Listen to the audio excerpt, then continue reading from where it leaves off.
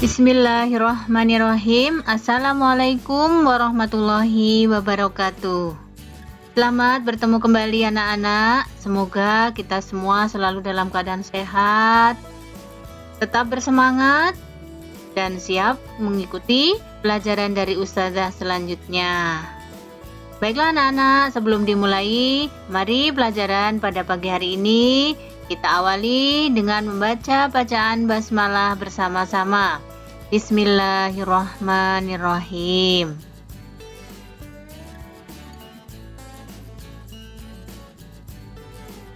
Anak-anak, hari ini Ustazah akan melanjutkan pelajaran IPA tema 5, subtema 1 tentang cahaya. Anak-anak setiap hari bisa melihat benda-benda di sekitar kita karena ada cahaya. Apa itu cahaya? Cahaya merupakan suatu gelombang yang dapat ditangkap oleh mata. Kita tidak dapat melihat benda, melihat apapun kalau tidak ada cahaya. Dari mana cahaya itu dihasilkan? Cahaya dihasilkan dari sumber cahaya. Sumber cahaya ada dua macam, yaitu cahaya alami dan sumber cahaya buatan. Yang termasuk sumber cahaya alami adalah matahari. Sedangkan yang termasuk sumber cahaya buatan, contohnya senter, lampu, dan lilin. Cahaya sangat berguna bagi kita karena dapat membantu manusia melihat benda-benda di sekitar.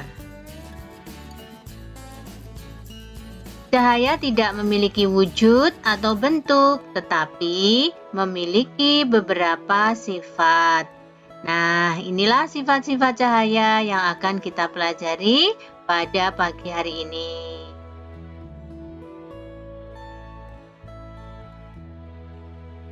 Sifat cahaya yang pertama adalah cahaya dapat merambat lurus.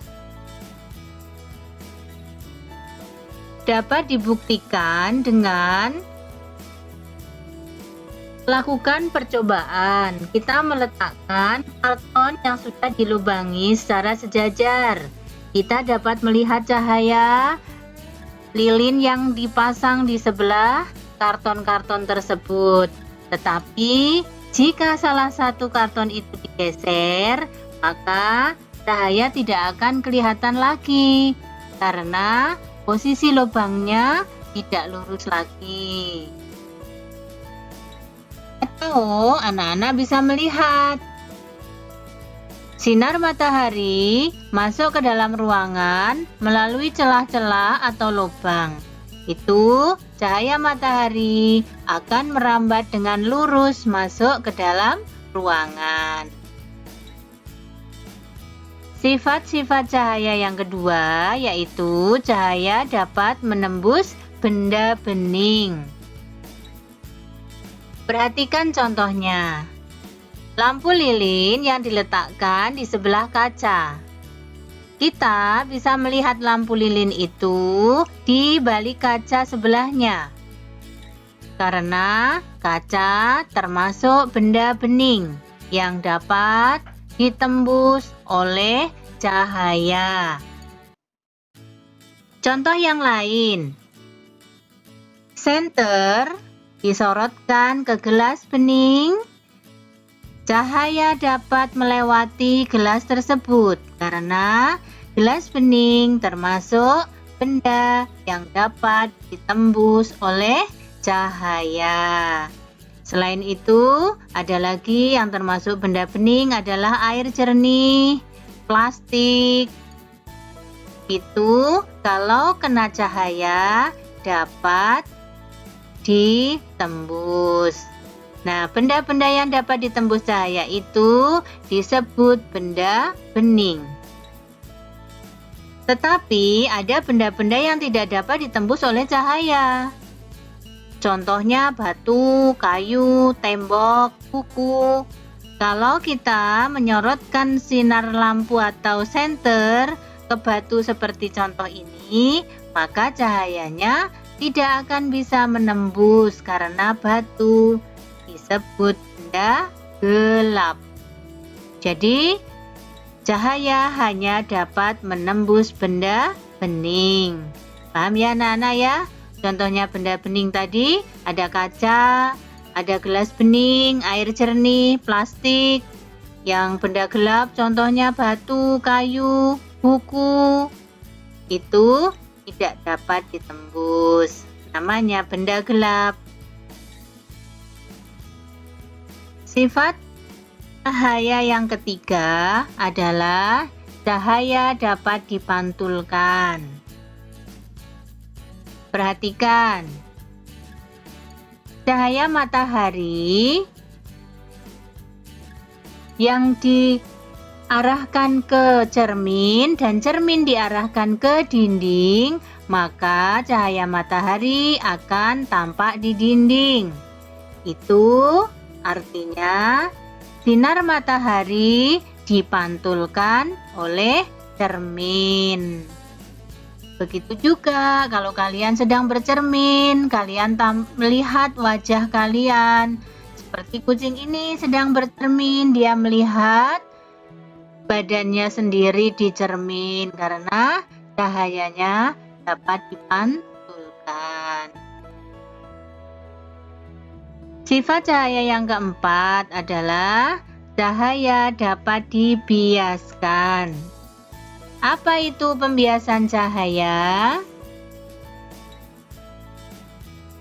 Pembiasan cahaya adalah pembelokan cahaya ketika berkas cahaya melewati bidang batas 2 atau 3 medium yang berbeda.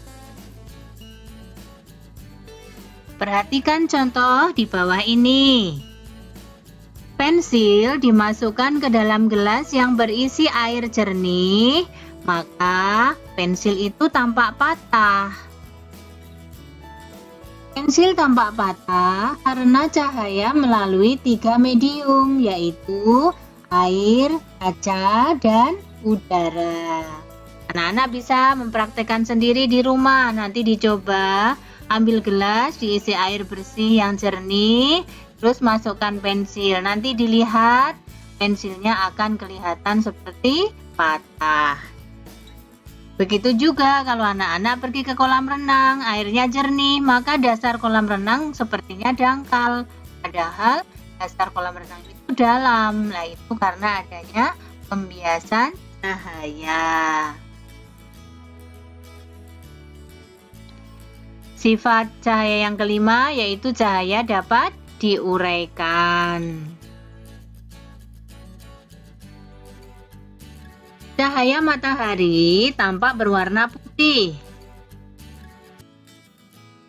Saat terurai, cahaya matahari menghasilkan warna. Warna apa saja? Bejiku hibiniu. Merah, jingga, kuning, hijau, biru, nila, ungu.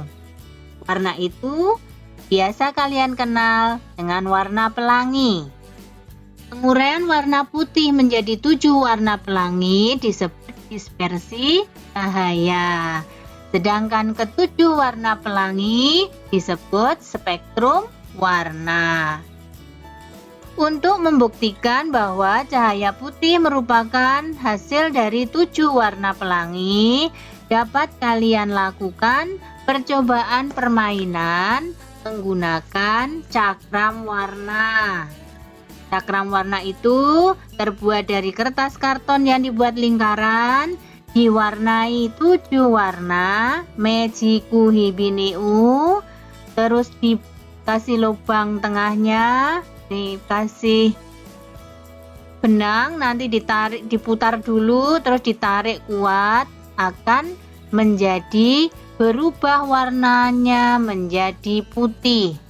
Silahkan dicoba lihat cara membuatnya di buku tema 5 halaman 13.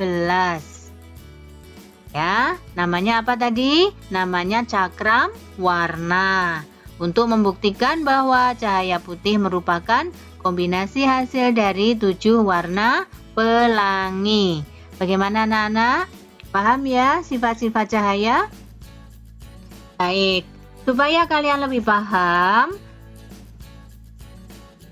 silahkan nanti selain mendengarkan videonya Ustazah, silahkan dibuka buku tema 5 halaman 7, 8, 9, ada lagi di halaman 13. Silahkan dibaca-baca, dipahami.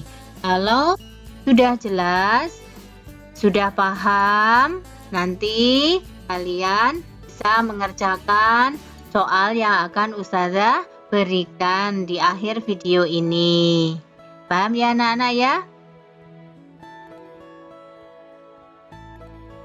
Baiklah, untuk mencoba pemahaman kalian, silahkan kerjakan soal-soal berikut ini. Nomor 1, ada gambarnya menunjukkan sifat cahaya yang apa. Nomor 2, ada gambarnya sifatnya cahaya yang bagaimana. Nomor 3, ada gambarnya juga sifat cahayanya bagaimana. Yang nomor 4 dan yang terakhir nomor 5. Silahkan dipahami gambarnya, disebutkan sifat-sifat cahayanya. Terus nomor 6, silahkan dibaca. Nanti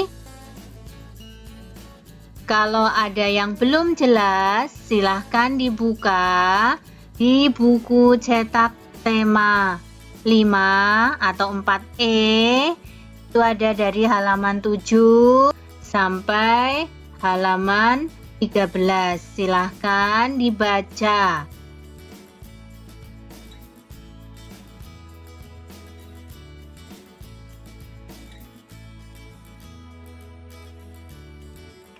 Baiklah anak-anak, pertemuan pada pagi hari ini Ustazah akhiri sampai di sini terlebih dahulu.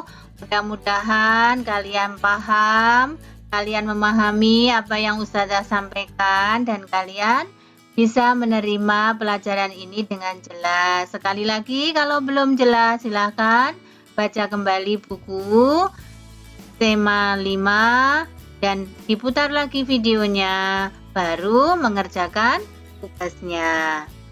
Baik anak-anak, marilah pertemuan pada pagi hari ini kita akhiri dengan membaca bacaan hamdalah.